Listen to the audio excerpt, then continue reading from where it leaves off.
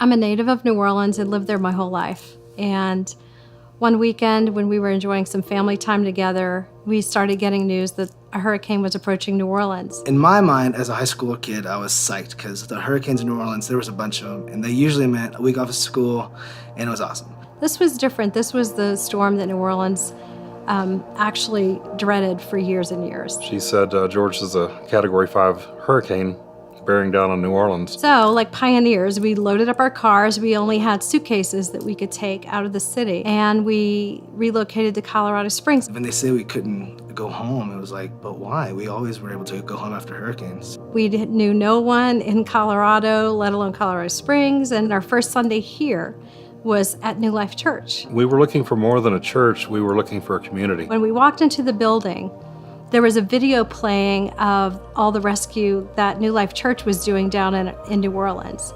And we just immediately felt like we were home. Every one of us in our own way found a place and the friendships and the connections that we were looking for. James was very, very active at New Life, as our entire family. I was serving on the women's ministry team with Pam, Boyd, and Brady, which was awesome. And he began experiencing back pain. I went to work one day and I had a pain on my side. The pain just wouldn't let up, and so he went to an urgent care to get checked out. They said, yeah, it's probably a gallstone or something. So I said, oh, that's no big deal. So I went to the ER. And we were shocked when the doctor came in and told us that James had stage 3 Hodgkin's lymphoma.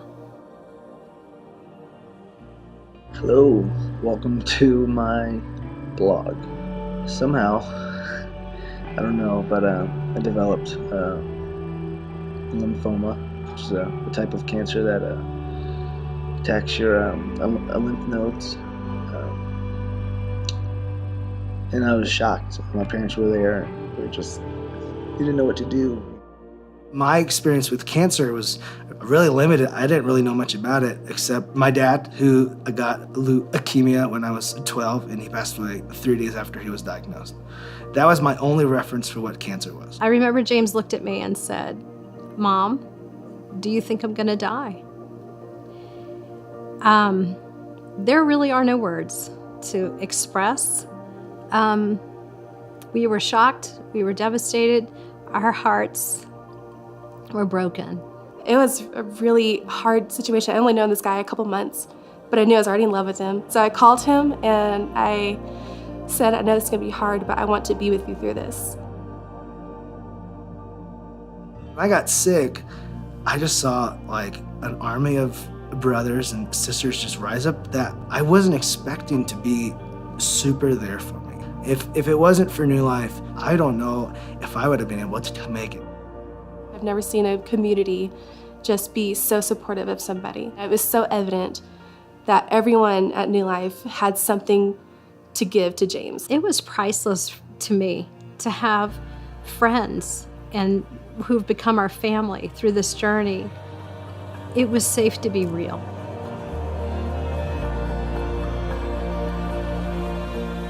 I think for the first time in my whole life, I really saw how much of a mom my mom is. I just loved watching his mom take care of him. It was nothing like I'd ever seen before. She never came in scared. She never came into the hospital room nervous. I bet there was a lot of times that she went on the hallway and broke down and wept, but when she came back in the room, she wiped her tears, and I always felt like I had like the most rock star mom because she was just always available. I don't think any of us could have done it without her. I don't know how to say thank you. The only comparison I could think of a mother in my life would be to like a Jesus type situation where someone who just gives everything and there's nothing left and they don't hold anything back. They just sacrifice and sacrifice and sacrifice. The first clear PET scan that we got a year after his last bone marrow transplant was a miracle. I just have such a heart of gratitude for what God has done. And we know the statistics. We know all what the doctors have said, and we know that it is a miracle that he's healed.